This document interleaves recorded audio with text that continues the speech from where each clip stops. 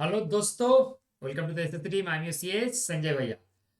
तो all my CA foundation के दोस्तों, आज का आपका अकाउंट्स का पेपर था। तो दोस्तों, क्वेश्चन पेपर डिस्कस करने वाले हैं हम लोग। आज का अकाउंट्स का पेपर कितना अच्छा था, कितना सही था, कितना टफ था, कितना लेंदी था, कितना डिफिकल्ट था, कितना इजी था, या तो कितना बढ़िया था। तो मल्टीपल चीजें आज डिस्कशन करेंगे।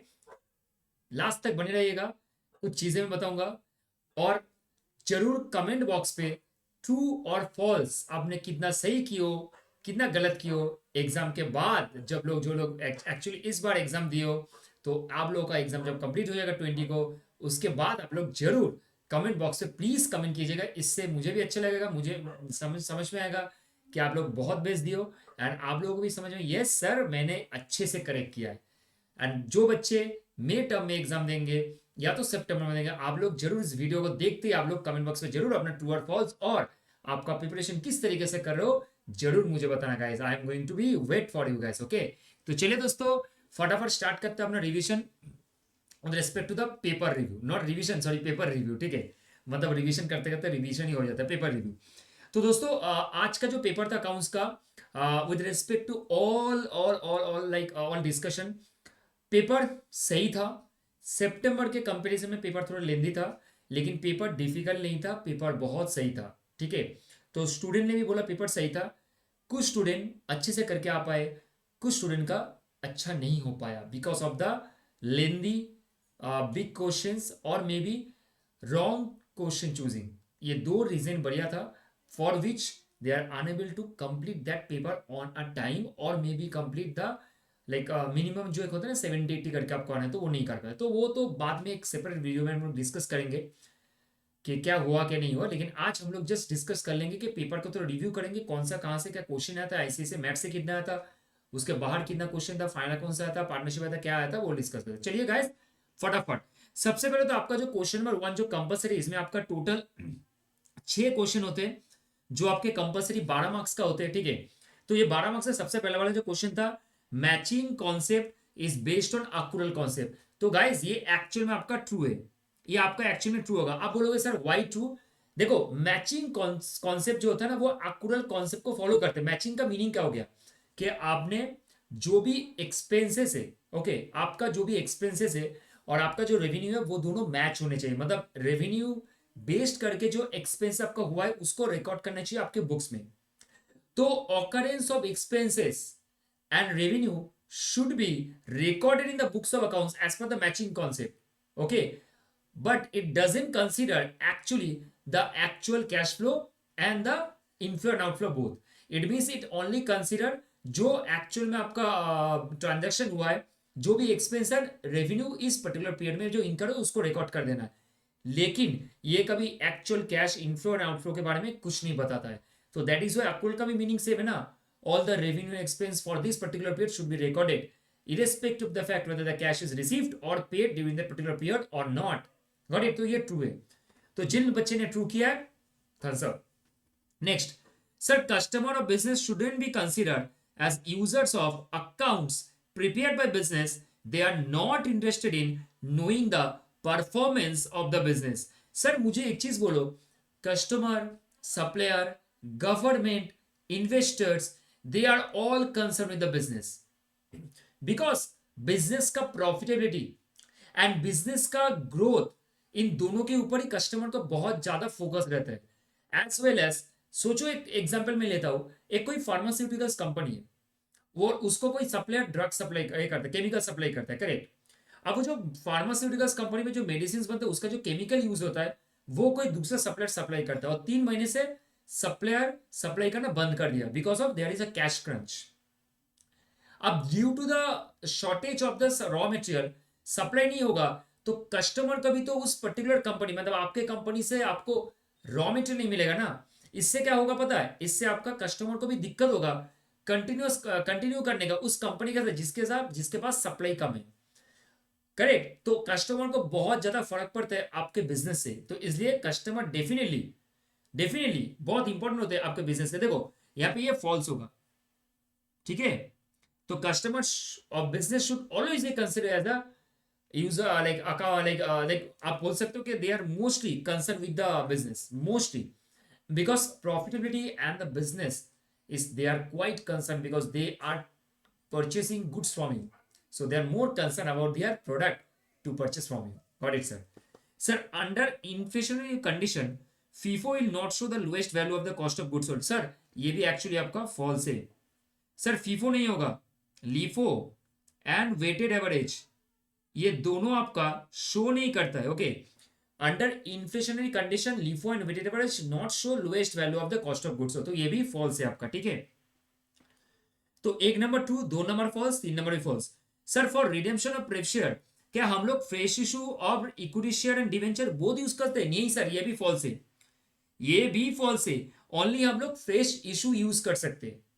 आप अगर रिडेम्पशन ऑफ डिवेंचर में जाओगे तो आप, सॉरी, प्रेफरेंस शेयर में जाओगे तो आपको समझ में आएगा कि हम लोग सिर्फ फ्रेश इशू जो इक्विटी शेयर्स होते हैं उनके यूज करते हैं, हम लोग डिवेंचर के यूज नहीं करते. ठीक है, 5 number, book keeping and accounting are not synonyms terms, they are different from each other. देखो ये सही है, ट्रू है. तो बच्चे ने फॉल्स किया तो ये गलत हुआ, जो भी बात है इसको अभी कंसिडर नहीं करते. इंपॉर्टेंट क्या है, ट्रू है ये. Bookkeeping is simply the recording of the transactions, okay, and to understand the financial statement basic part. लेकिन accounting is totally a different thing. Summarizing, classifying, find out the debit credit, okay, recording the transaction, ledger posting हो गया, profit and loss statement निकालना हो गया, balance sheet से financial condition and financial stability, सारे चीज को आपको कैलकुलेशन करना पड़ता है through accounting. Accounting is such that, so accounting is a broader sense, bookkeeping is not a broader sense, but yes, bookkeeping is, you can say it's like a arms of the like accounting, correct? So bookkeeping is a mere part of the recording of the transaction and to understand the business, whereas the accounting is nothing but the summarizing, classifying, recording, interpreting, communicating to of all the business transaction day to day basis, correct? So there are definitely, there is a difference, they are not synonyms, they are different from each other. So here true. अब देखो क्या लिखा है, a ledger is also known as the principal books of, क्या लिखा, तो ledger is definitely is known as a principal books of accounts. ये भी सर ट्रू है. तो गाइस आप देखोगे तो 5 6, ओके, और आपका एक 5 6 आपका ट्रू है, और बाकी 2 3 4 आपका फॉल्स हो गया.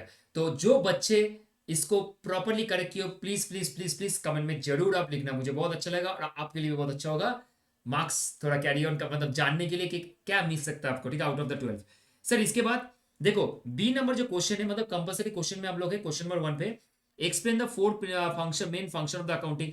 सही है सर, ये थियोरिटिकल पार्ट है. तो मैंने आपको बार बार एक चीज बोला था कि chapter 1 theoretical framework and chapter 2 accounting process, दोनों से आपका ज्यादा से ज्यादा मार्क्स आएगा, और वो भी क्वेश्चन 1 का पूरा ही पूरा रहता है. ठीक है, तो ये बेसिक थियोरिटिकल पार्ट है.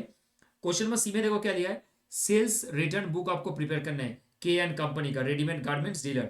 तो इसमें आपको डेफिनेटली देखो 6 तारीख को एक ट्रांजेक्शन है, return receive of the store 30 shirts 300 15,500 and trade discount. ठीक है, उसके बाद modern tail return to 10 frocks which are sold for cash. ये कुछ कैच है, मैं नहीं बताऊंगा अभी. ठीक है, कोई भी हम लोग बुक्स, रिटर्न बुक्स उसका ही बनाते हैं जो लोग हम लोग कैश क्रेडिट में ट्रांजेक्शन करते हैं. Whatever the credit transaction we are making, we all like we are recording all the transaction based on the credit transaction only. Okay, so चीज़ों ध्यान में रखना है चीज़ को. उसके बाद ये आपका बेसिक एक रिटर्न का जनरल एंट्री दिया, उसके मतलब बेसिक ट्रांजेक्शन है, उसके साथ आपका ट्रेड डिस्काउंट दिया. तो इसमें आपका 4 मार्क्स है. तो आप समझ ही रहे हो कि क्वेश्चन नंबर 1 बहुत इजी था, और पूरा आपका प्रैक्टिकली आप देखोगे तो पूरा बेसिक चैप्टर से दिया होता है, चैप्टर नंबर 1 से एकदम. ठीक है, and chapter number 2. Sir question number 2 में आ जाओ. क्वेश्चन नंबर 2 आपका स्पेसिफिकली डेप्रिसिएशन से था. किससे था सर? डेप्रिसिएशन. और वो भी देखो मार्क्स देखो 10 मार्क का है. क्वेश्चन क्या था, एक फॉर्म ने सेकेंड हैंड मशीनरी परचेस किया है 15 लाख में, subsequent to which 2 lakh spent on the repairs and installation. ठीक है, 1 अक्टूबर 2021 को उसने मशीनरी परचेस किया, 9 लाख का, कॉस्ट ऑफ इंस्टॉलेशन था आपका कितना, 20,000 का. तो सोचो उसने एक सेकेंड हैंड मशीनरी परचेस किया, उसके बाद 1 अक्टूबर 2021 को फिर से एक मशीनरी परचेस किया जहां पे आपका टोटल 9,20,000 रुपया खर्चा हुआ. फॉर्म्स शिफ्टेड हो गया, मशीनरी शिफ्टेड कर दिया 1 अप्रैल 2021 को to the new plant and income fed 10,000 rupees. They adopted depreciation 12% पर annum on the DBM method, मतलब रिड्यूसिंग बैलेंस मेथड. अप्रैल 1 2023 को डिसाइड किया कि मेथड चेंज करना है, और उसने स्ट्रेट लाइन बेसिस में फॉर्म किया, मतलब change in method of depreciation का सम से. On this day the remaining useful life of the was assessed 5 years. तो जब चेंज करते हो मेथड डब्ल्यूडीबी से जब एसएलएम आता है तो आपको जो आपका लाइफ है ना वो भी आपको रिवाइज करने पड़ते हैं। उसके बाद स्क्रैप वैल्यू कुछ नहीं था। On October 1, 2023 the first machine become outdated and sold for 2,50,000. On the same date, another machine was purchased for 8,50,000. The estimated useful life of the asset is 10 years and the residual value is 30,000. तो sir ये मुझे पूरा पूरा समझ में आ रहा है, चीजें क्लियर हो रहा है कि सर ये जो क्वेश्चन था इसमें कुछ नहीं था, मतलब आपको चेंज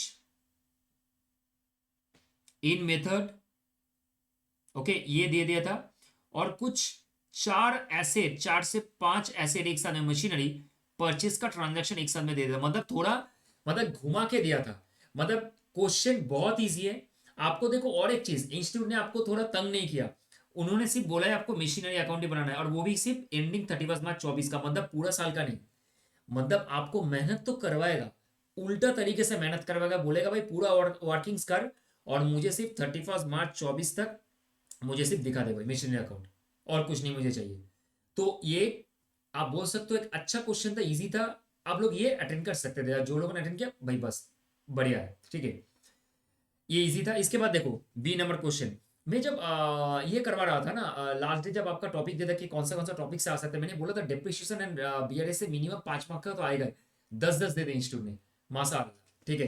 देखो 10 मार्क का क्या दिया आपको, बीआरएस बनाना है और वो भी कैश बुक ओवरड्राफ्ट, बा बा बा सर नेगेटिव बैलेंस दे दिया है, मतलब जो भी आप सोच रहे हो उसको उल्टा तरीके से ट्रांजैक्शन करो तो आपका हो जाएगा। अच्छा ट्रांजैक्शन था, ओवर द बैलेंस था 24,768, बैंक चार्जेस आपका 350, रिकॉर्ड नहीं हुआ था कैश बुक्स में, okay. Cheque amounting 88,678 issued before 30 June 2024 but not yet presented to the bank. One payment 4590 was recorded in the cash book as if there is no bank column. Very good. Company paid 15,500 to a creditor and received a cash discount 2%, मतलब cash discount का transaction था, creditor को payment करते हुए cashier erroneously enter the gross amount in the bank column the cash book, मतलब गलती से trade discount का कोई ट्रांजैक्शन ही मतलब कैश डिस्काउंट का कोई ट्रांजैक्शन नहीं किया उसने, ठीक है। Debit 5,700 appeared in bank statement for an unpaid check which had been returned marked out of date. The check had been redated by the customer and paid into the bank again on July 2024, मतलब check outdate हो गया था, okay, और वो bank statement में actually में आपका debit हो गया था, लेकिन कस्टमर ने ठीक करके बोल दिया, लेकिन कैश बुक में एंट्री नहीं हुआ। Cheque deposit in bank but not yet clear, bank में तो हमने चेक को डिपॉजिट कर दिया था लेकिन वो क्लियर नहीं हुआ है, ठीक है, बढ़िया। डिविडेंड इतना collected by the bank was not recorded in the cash book, very good. Amount of 2340 wrongly credited by bank to company accounts for which no details are available, ठीक है। On June 25 2024 the credits of the bank column of the cash book was overcast में 6789, मतलब cash book was overcast, cash book overcast है आपका bank column जो है, मतलब bank book में कोई एडजस्टमेंट नहीं, कैश बुक में तो आपको करना है। तो देखो आई थिंक सो 10 मार्क दिया है, 10 ट्रांजेक्शन दिया है, आपको करने हैं। अच्छा क्वेश्चन है, कर सकते हो इजीली, अगर इसमें से 5-6 भी ठीक होता तो भाई मार्क्स तो आपको मिल ही जाएगा, ठीक है। चलिए अब 3 नंबर में आते हैं गाइस। अब आपको एक चीज बताना है, क्वेश्चन नंबर 3 जो है ना, आप सुन के थोड़ा मतलब बोलोगे सर क्या बोल रहे हो आप, मजा आ गया, 15 मार्क का है। और ये जो क्वेश्चन नंबर 3 है ना, ये आपका आईसीआई के मॉड्यूल का मैं बता रहा हूँ, क्वेश्चन मिलते ही मैंने एनालिसिस किया, आईसीआई के मॉड्यूल में आप देखना एक्सरसाइज का जो क्वेश्चन है, एक्सरसाइज का जो क्वेश्चन है उसमें क्वेश्चन नंबर 1 जो है ना सेम क्वेश्चन है, मैं सिर्फ एक्सरसाइज का क्वेश्चन बोल रहा हूं, मतलब चैप्टर खत्म होने के बाद समरी के बाद जो एक्सरसाइज मिलता है ना true false multiple choice question के बाद जो आपका आता है क्वेश्चन, मेन क्वेश्चन स्टार्ट होता है, उसमें क्वेश्चन नंबर 1 आप जाके मैच कर लेना, उसमें ट्रांजेक्शन ज्यादा है, यहाँ पे थोड़ा कम है। डिटो क्वेश्चन आया, फिर से आईसीआई का मैथ से आ गया, 15 मार्क्स का पूरा, ठीक है। ये देखो ये ट्रायल बैलेंस दिया हुआ था आपको, trading PL and balance sheet आपको बनाने के लिए बोला गया है। बाकी यहाँ पे देखो capital account, cash in hand, cash at bank, investment, deposit, drawings, purchase, sales, rent, salary, Sunday के लिए सारे एडजस्टमेंट दिया हुआ है। यहाँ पे ट्रांजेक्शन पर देख लेते हैं एडजस्टमेंट क्या दिया था। स्टॉक वैल्यू किया था क्लोजिंग स्टॉक को 7,65,000 में, इसमें गुड्स रिटर्न हुआ था जो कस्टमर ने 31 मार्च को रिटर्न किया था to the value of 25,000 for which no entry has been passed in the books, books में कोई एंट्री पास नहीं हुआ जो कि गुड्स रिटर्न इसमें इंक्लूड था।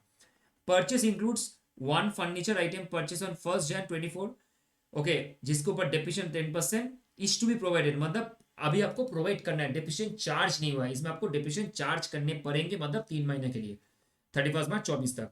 1 मंथ रेंट आउटस्टैंडिंग है, आउटस्टैंडिंग रेंट है। इंटरेस्ट पे किया include 9,000 paid against bank loan and interest receive pertain to investment and deposit, very good. तो बढ़िया मतलब यहाँ पे इंटरेस्ट का एडजस्टमेंट से पूरा D2 एडजस्टमेंट आपको क्वेश्चन 1 में मिल जाएगा पूरा। Provide for interest payable to bank loan and interest receivable on the investment deposit, मतलब आपको interest on bank loan and investment आप रिसीव इन्वेस्टमेंट से जो इंटरेस्ट होगा वो भी आप रिसीव करोगे, तो आपको कैलकुलेशन करने पड़ेंगे डिपॉजिट के ऊपर, बैंगलोर के ऊपर, इन्वेस्टमेंट के ऊपर कितना इंटरेस्ट बनता है, और आपको उसमें देना पड़ेगा बुक्स में कितना आउटस्टैंडिंग है, कितना आपका प्रीपेड है, लाइक दैट, ठीक है। तो ये आपको देना पड़ेगा। प्रोविजन डेटर के ऊपर बनाना है, और इंश्योरेंस क्लेम इंक्लूड है 18,000, जिसको हमने प्रॉपर्टी लाइफ इंश्योरेंस मतलब ड्राइंग्स, सिंपल सा है ड्राइंग्स, माइनस करोगे और कैपिटल में जाके आपको माइनस करना है यहाँ पे जाकर, बस इंश्योरेंस से माइनस करो, कैपिटल में जाकर माइनस करना है, सिंपल सा बात, ठीक है। तो भाई 15 मार्क बहुत ईजी था। Let's cheer for that. 15 mark पूरा इंस्टीट्यूट के मैथ था और बहुत इजी वाला क्वेश्चन था ये, ठीक है। अब देखो लास्ट टाइम सितंबर 24 में थोड़ा और इजी था। चलिए अब ये जो क्वेश्चन है ना, इसमें आपका ये पार्टनरशिप से क्वेश्चन है। यहाँ पे 100 दोनों पार्टनर है। 1 अप्रैल 2023 को उनका कैपिटल बैलेंसेस गिवन है, ठीक है। उसके बाद एक्स ने इंट्रोड्यूस किया फर्दर कैपिटल 1 जून 2023 को, मतलब ठीक 2 महीना बाद 20,000, 15,000 फिर से इंट्रोड्यूस किया, और उसके बाद 31 जनवरी को 25,000 इंट्रोड्यूस किया। वाई ने इंट्रोड्यूस किया 1 अगस्त को 30,000। फाइनेंशियल 23-24 में the partner draw the following, क्या क्या ड्रॉ किया वो भी दे दिया यहाँ पे, ड्रॉइंग्स क्या क्या है। एक्स ने 5,000 ड्रॉइंग किया at the beginning of each quarter. Y ने ड्रॉ किया है 1,500 per month at the end of the each month beginning from April 23।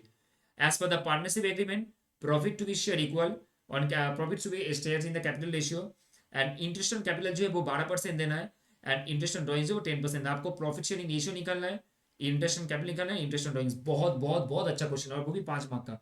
मतलब समझ रहे इंस्टीट्यूट ने आपको ना बोल सकते हो सुने पे सुहागा। 15 तो पहले फाइनल को सीसी दी थी, और ये वाला जो क्वेश्चन है सिर्फ आपको कैलकुलेशन है, कुछ नहीं करना है, ना ही आपका कोई लेजर वगैरह काटना है, ना ही जर्नल के लिए आपको वो स्टेटमेंट वगैरह फॉर्म करना है, कुछ नहीं करना है। सिंपल से आपको क्या करना है, आपको ये सॉल्व करना है, लिख लिख के सॉल्व कर देना है, ईजी है, ठीक है। चलिए अब चलते हैं आपका क्वेश्चन नंबर 4 में।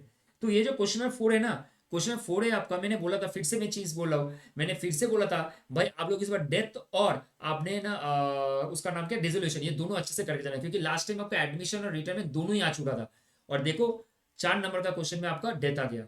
और ये वाला जो क्वेश्चन है ना, ये वाला क्वेश्चन आपका फिर से दोस्तों फिर से आईसीआई के MAT question number 5 normal illustration में, क्वेश्चन नंबर 5 पेज नंबर 18 में, आपको पेज नंबर से भी पकड़ के दे रहा हूं, ठीक है। ये आपका एक क्वेश्चन है जो है आपका राया, ओके, किया एंड डिया, ठीक है, यस हाँ मैंने लिख के रखा था, रिया किया एंड डिया, राया नहीं, रिया किया एंड डिया, ये वाला क्वेश्चन है, जाके देख लेना एक बार, ठीक है।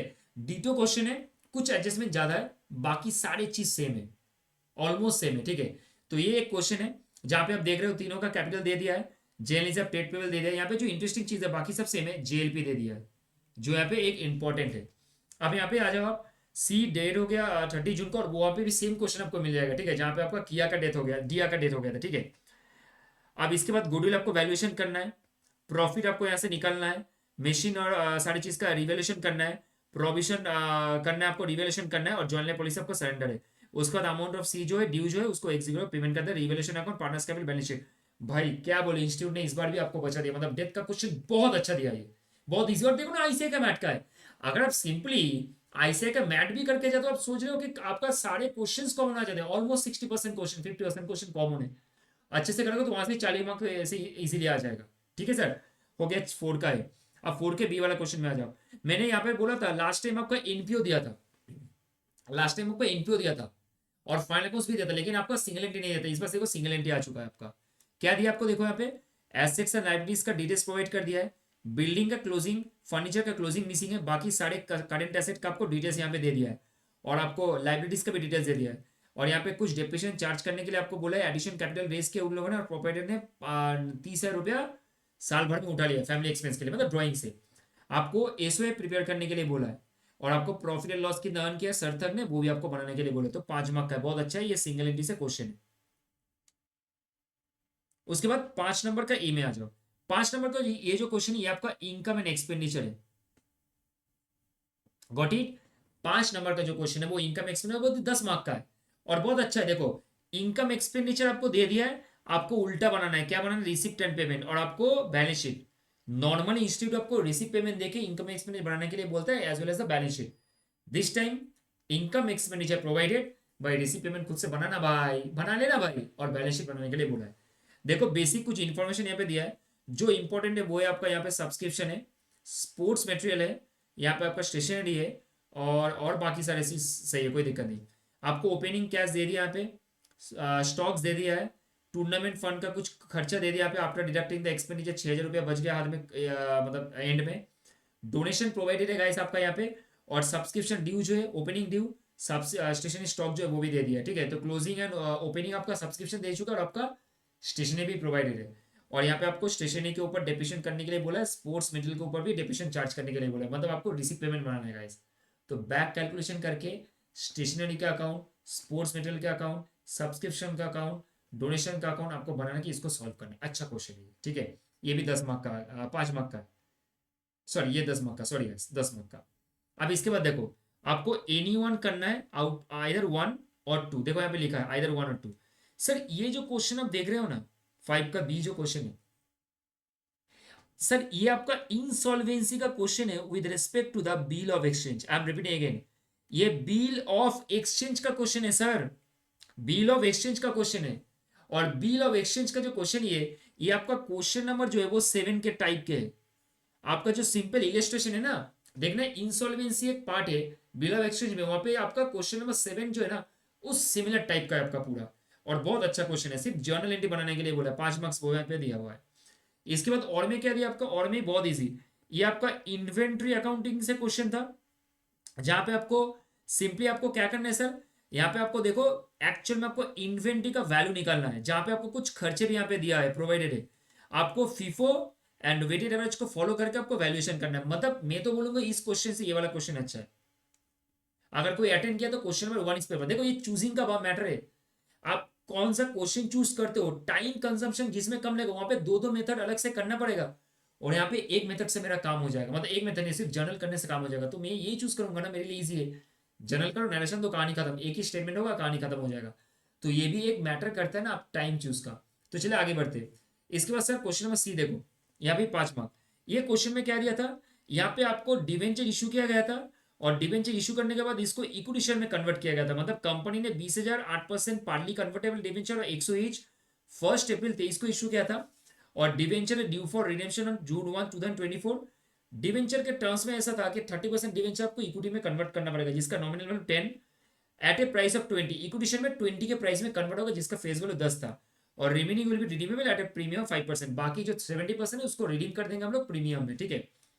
तो आपको कितना नंबर ऑफ इक्विटी शेयर हम लोग प्रोवाइड करेंगे वो कैलकुलेशन करना है, और उसके साथ साथ आपको जनरल एंट्रीज प्रोवाइड करना है related to the conversion, redemption of debenture, assuming company is maintaining DRR, and also investor required amount for the redemption of debenture at the time of issue of debenture, redemption reserve investment are sold at par value। Question अच्छा था, ये easy था।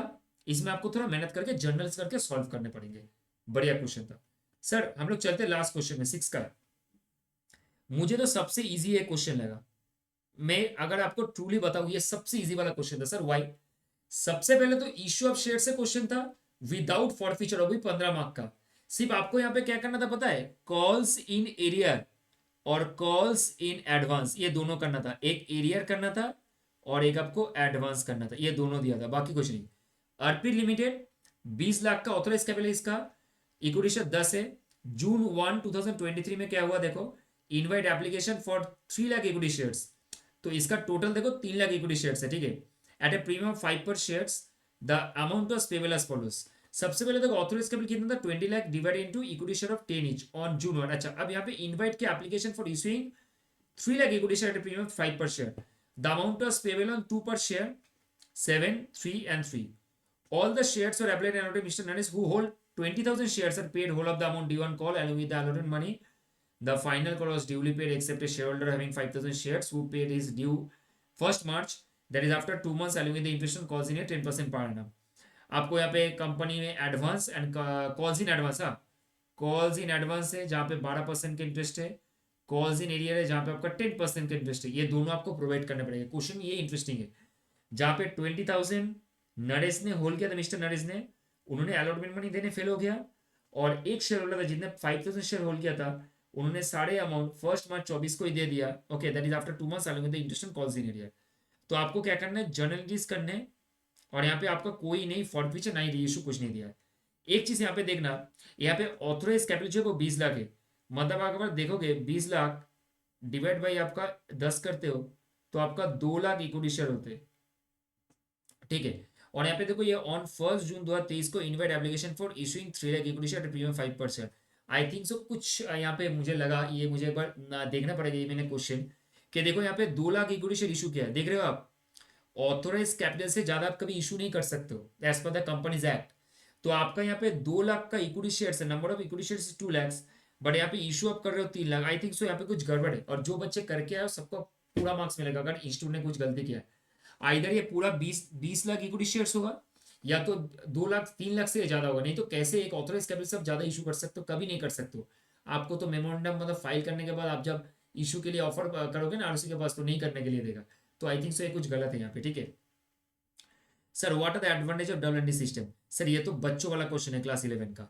तो guys ये 5 mark का तो समझ रहे हो। Nine for feature nine issue simple सा calls in arrear calls in advance का ट्रांजेक्शन विद 2 एडजस्टमेंट, 15 मार्क, यहाँ पे 5 मार्क। तो guys I hope so after reviewing this chapter आप क्या बोलते हो, जरूर कमेंट बॉक्स पे लिखना। आप लोग जो प्रिपरेशन कर रहे हो अभी, कि आपका पेपर किस तरीके से गया, कितना टफ गया, कितना आपने अटेम्प्ट किया। आप मैंने आप लोग को रिक्वेस्ट किया प्लीज कि आप लोग प्लीज ये इसमें कमेंट बॉक्स पे जरूर लिखना है कि आपका पेपर कैसा गया, कितना मार्क्स आपने अटेम्प्ट किया, और आपको पेपर कैसा लगा। और जो बच्चे एग्जाम देंगे जरूर ये क्वेश्चन पेपर आपको प्रैक्टिस करना है, ठीक है, अच्छे से प्रैक्टिस करना है। और आप लोग कोई भी जगह पे डाउट होगा डेफिनेटली आप लोग मेरे से पूछ सकते हो। तो दोस्तों आई होप सो अकाउंट्स का पेपर आपका बहुत ही अच्छा गया, आपका प्रिपरेशन बहुत अच्छा था, अच्छा गया। और जब सब चीज़ अच्छा होता है तो नेक्स्ट आपका एग्जाम 16 तारीख को है, जो कि बिजनेस लॉ का है। तो उसमें आपको जान छिड़क देना है, अपना पूरा जी जान दे देना है, जितना मेहनत की हो उसका अच्छे से अच्छा डबल डबल मेहनत करके अभी बिजनेस लॉ का पेपर को बहुत अच्छा करना है, ठीक है। क्योंकि भाई जब आपका रास्ता ही शुरू हो चुका है तो रास्ते का बीच में जो भी पड़ेगा उसको तो आगे लेके जाना पड़ेगा ना, नहीं रोक सकते।